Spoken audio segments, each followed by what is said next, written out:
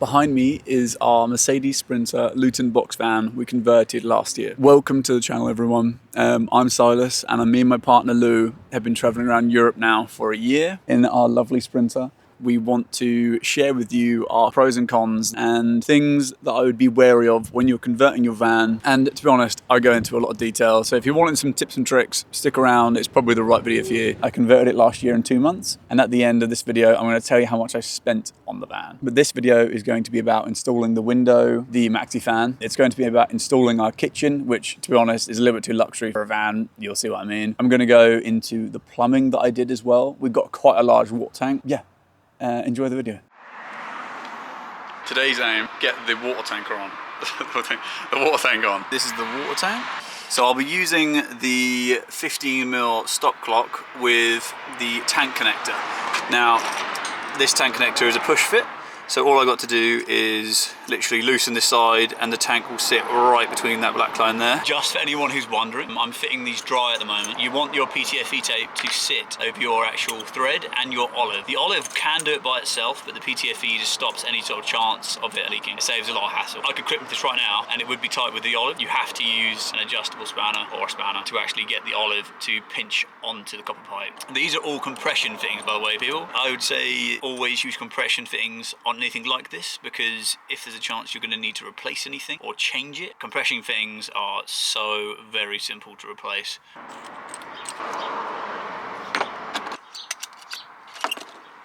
Oh yeah, that's as simple as a system as I can make it. Oh, I've zoomed in. Hello. It's a new camera, I know how to use it. It's just started to rain a little bit. I'm going to try and get as much done as I can. Anyway, so I'm going to be running 15mm pipe to where the pump starts. The reason for that is because I want as much water flow as possible. If you start off with a smaller pipe, it can slow that initial pressure down. Like in a house, they run 22mm, that run to 15mm. It's just to help with water flow. So I'm going to be doing something very similar, but underneath the van. What I'm going to do now is I'm going to put this on. So we need to get this piece sat down in this corner here. As we're putting this on, we want to make sure that it's not too low to the bottom for tightening purposes, but also we don't want the grit, because there's like over time sediment will settle at the bottom here unless you're using filtered water every time you go in here. But I know from experience in these campsites along the bottom here, you always get sediment build-up. So try to put it just a little bit off the bottom, even if it's just like 5 to 10mm. I'm going to put mine just a little bit in and about 10mm off the bottom here. So I'm going to drill the hole there now. Oh, that's a thick tank. And then I'm going to go on the inside. I'm going to cut it out, I'm going to drill it out from the inside there, just so it doesn't blow out in the inside. Right, there we go, we've got the push fit tank connection in, which is pretty cool. Now we've got that push fit tank connection in. I'm now going to start connecting all the 15mm pipe underneath the van that runs to where the water pump is. Okie dokies, so we've got the copper pipe, we've got the cutters, we've got the corner pieces, and we have our pipe clips. These are simple little clips that once you get your pipe in, you clip over, and that's it, and that'll hold it there. And we'll attach them to the underside here, and we'll run all the pipes that way. 5mm. I'm going to tighten all those fixings up, and that's simply just going to go like, it goes up to there, and it's now running down to the other side, which I have clipped up. But yeah, that's the little system I've got going on here. And now let's go straight into the tank. So I'm going to be putting the pipe on here, and I'm going to run it down and then across. But I want to get it close to the axle as possible, because it's going to be running down the back here. I don't want it anywhere near the wheel. And then we're going to go straight up through the floor, which will be running into where the water heater is down here. I'm going to get it coming up behind the water heater just over there, and then it's going to go into the water pump, as you can see just down the back there. For limited space, these little thingamajigs are amazing. They literally just clamp on and then you just spin it and it cuts it, and it can cut it into the tightest of areas. You do get like some adjustable ones and larger ones, but I really like these. I haven't really shown you guys what's been going with the electrics for a while. For the water-wise, we have a separate compartment here, which I have got on lights just because I know what it's like on a boat where you need to get to the electrics, or like get a good idea what's happening in them when it's really important and you can't see anything. So we've got separate compartments for here, and they're all lit. And it'll be the same for here, but these are really drawers, so it's not going to be the same kind of system. You've got the inverter here, and we've got the fuse board, we've got the electrics that run to the batteries behind here. We've got a switch relay on here because I find the switch relays to be absolutely crucial. Obviously we're going to have solar panels, and we're going to have, this has a lead that can go into AC, so which is mains power, and I have kind of a little outlet underneath the van that we can plug that into. I don't want anything on the side panels, I want everything to be accessible from underneath, which will be the same for the water tank. The water tank will have the inlet with that kind of float system, which will stop it when it gets too full, which will actually mean that even though the tank is like, say, this large, it'll only be filled to about there. And I wanted to get a muffled tank, which stops kind of water sloshing from one side to the other, but it was really, really expensive. Yeah, so what we're gonna do now, you can kind of see there's a little pipe going through there, that's come through the floor. We have the fittings that go onto 12mm, so 12mm to 15mm. We have two of these. What I'm gonna do is I'm gonna run back against the wall, which I need to then get to the water pump, which will then go to the water tank. I have, these are the 12 to 15mm fittings. I'm going to be using these to connect to the water pump, which will then run to the cold feed of the water heater, and that will run to the taps. So we're going to try and do all that system now. This is the lovely water heater. Absolute beauty. It's the 6 litre water heater. The reviews online of this were really, really good. But yeah, 6 litres, and it draws like 4 amps. So you can run it for a really long time. 3.5 amps. With this shrink wrap stuff, make sure you keep moving. Otherwise you will definitely burn it. You need to keep moving it, rotating it. Nice little shrink wrap there.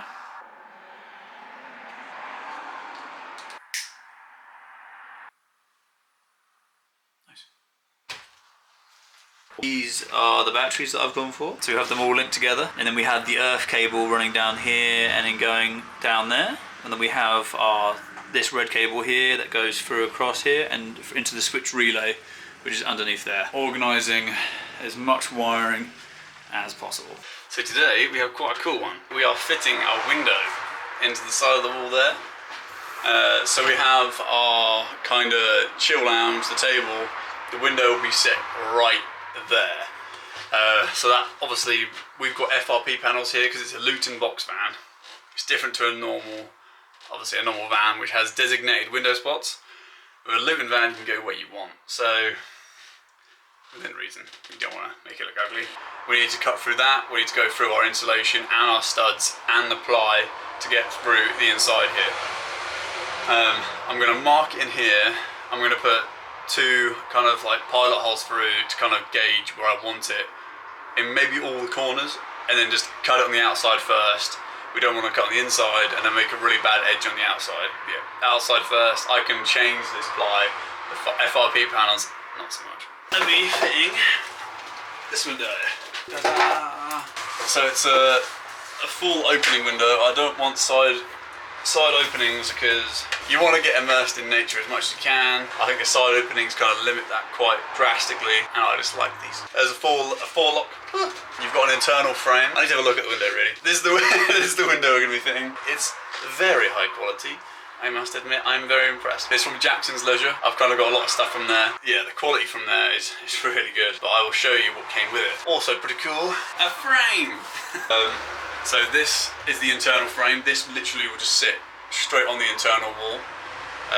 So obviously normally you'd have to have like curtains or something. In this bad boy you have a black outline, or you have like a bug line, which is, I think it's pretty cool.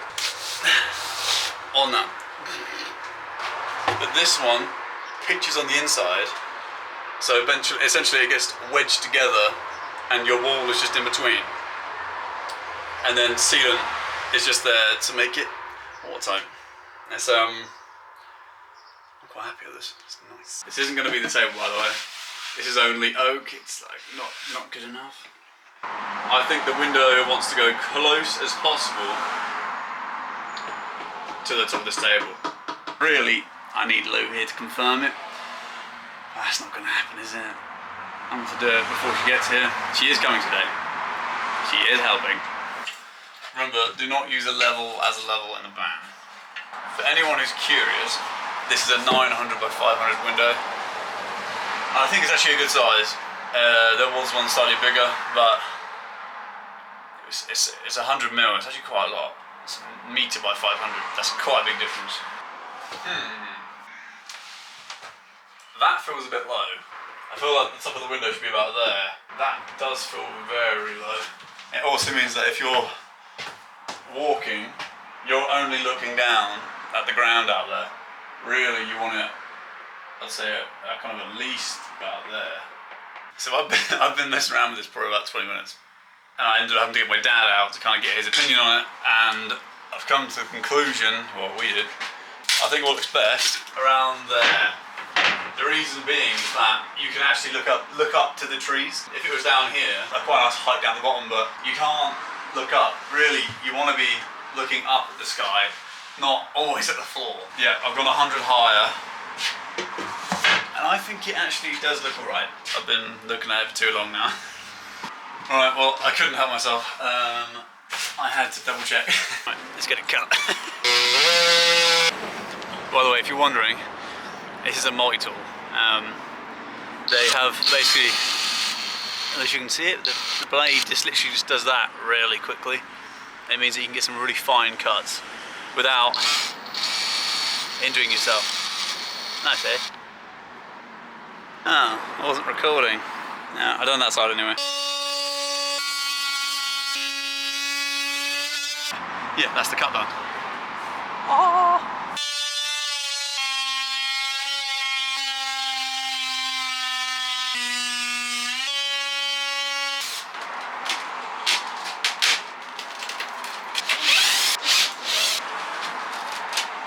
There we go. The cut from the inside to the outside was exactly the same, so it's just very tight. Hey, there we go. Success. Oh, that is a clean cut. You get to see the cross section there. There we go. There's my dad's old little camper.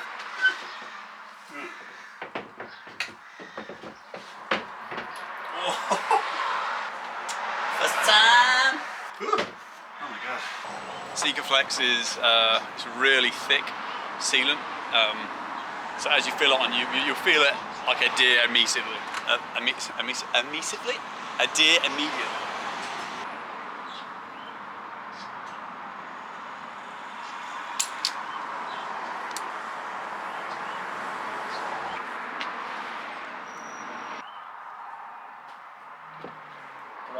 Bond on that is, yeah, I don't want it. I bet I could let go of that. Yeah, that.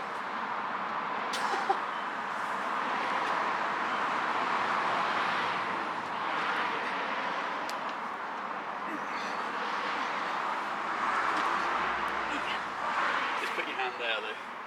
Just make sure it doesn't go over. Just hold a bit of force. That's it. Yeah. There we go. As you can see, I've got the window in.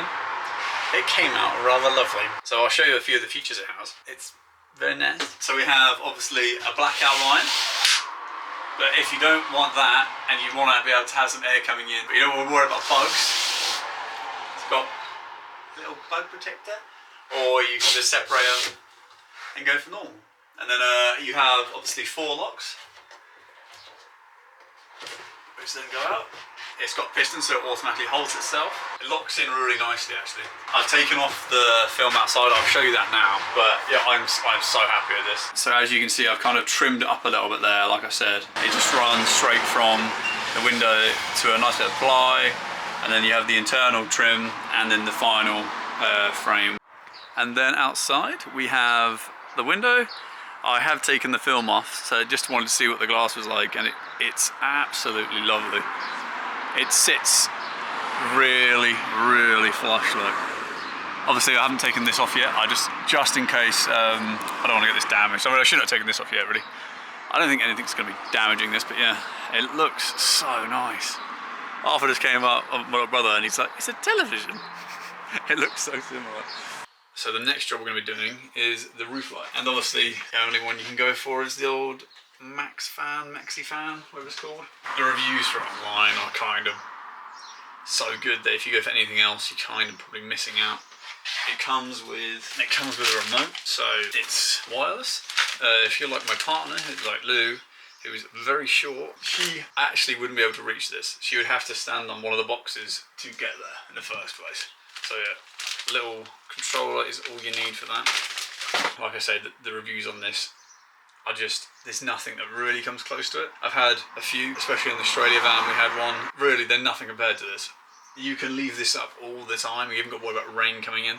It's kind of classed as like one of those things with van life, but it doesn't have to be. If you're careful with the products you buy, especially with like that one, because of how it works, it's like the air gets dragged underneath the back of it, and it's also very aerodynamic. So even if you were to accidentally leave it up, it wouldn't get ripped off. It's very sturdy and it's very well built. This is what you're seeing inside. You just have the white trim around here. Oh, look at that look. There we go. Made for it. Okay, well that's settled. Take off your clothes. You are a monster from hell. Take off your clothes. That's not the lyrics.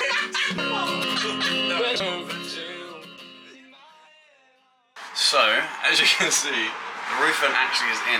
Yesterday, I basically had a bit of a family gathering, so we kind of had to get this in pretty quick. I also got a nail in my foot, so I'm going to be limping like crazy now. And I've sealed up there with the Sikaflex. The Sikaflex is, limping is very annoying.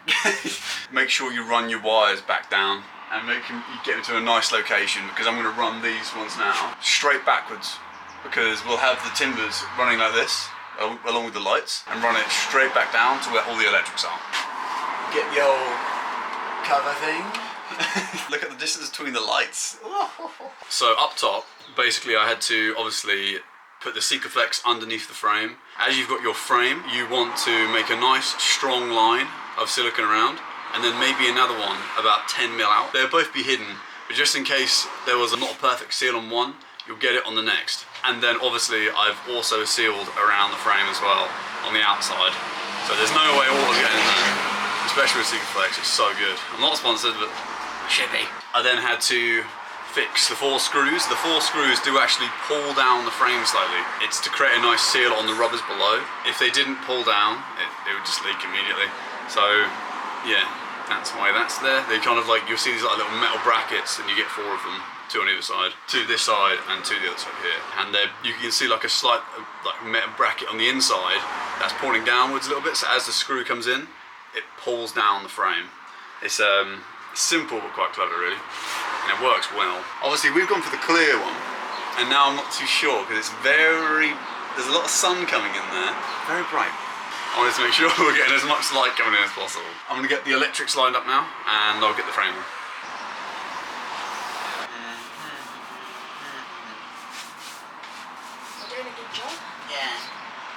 Try to do biggest strokes though. I knew you'd correct me. It's not right.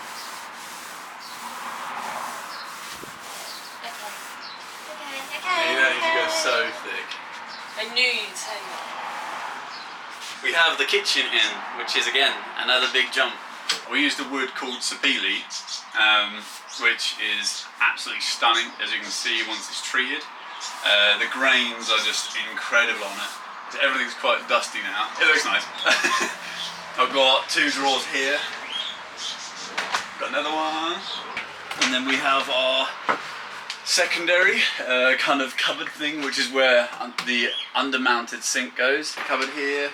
This is the kind of effect that we're going to be going for around the area. You'll see it behind you as well. But these are just really thick chunks of sapele. As you can see, this is 40 mil thick here. It's such a lovely wood, and you can see I've matched the grains up here. I basically cut out the same piece. The worktop has gone down to about 35 after I've made it flat. We have our hobbin, the bottom opener where the water heater and the other electrics go. That's got the same effect on it, and that follows up. This is my dad's shout to leave the Congo kind of stamp on the timber. It's a bit sad that it's come from the Congo, I know, but it's a stunning wood. It's absolutely stunning wood. It's a peely. And then here we've got the sink and loads of rubbish in there. Ignore the rubbish. This is a fairly chunky drawer here, which is we're going to have all the saucepans and stuff in. I'll show you the top now. You can see we got the gold tap fit. We have the Jackson Leisure hob, which is absolutely lovely. It's made by Navy Load. It's a really nice product. The underneath, all the quality of that is really, really high. I have a kind of a chopping board for like cheese boards. As we're going throughout Europe, you need a cheese board. It's just mandatory. And I've made it with two little handles like that, so you can hold your teas and your cheese. All the grains line up. So we have a nice kind of sleek handles here, so nothing to come catch you. The screw holes I think I'm going to leave exposed, so if you need to take it off and kind of clean this actual chopping board, you can. Obviously that tap's nice and sealed on there. There's actually no sealant down the back there, it is just glue because I got it so tight. I kind of got these as a kind of like finger holes to get out. And also, I kind of try and clean some of the dust off. Look at the grain. The backsplash is absolutely stunning. I know you've got some really nice grains here, but that one's my favourite. That's a stunning grain there. And we also have, now this is the fridge, toilet, and this is going to be clothes storage.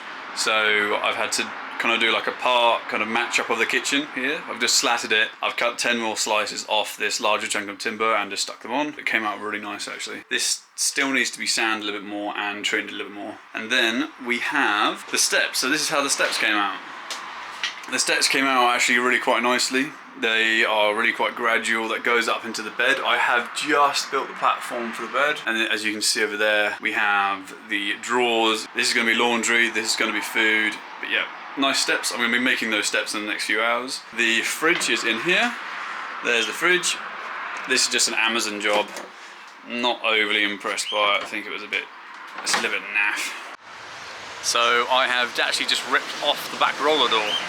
You can see out here. It came out like actually not too bad, but I missed videoing it because it was quite annoying in a few ways. It came out itself, like it just kind of fell out. I lost my finger, but it's fine. Yeah, and now we're going to start putting the back door in. Welcome to our tiny home. This is our Mercedes Sprinter Luton box van we converted last year. This is going to be our tour video. I really hope you enjoy the tour. There are a lot of positives to buying a Luton box van over a normal Sprinter.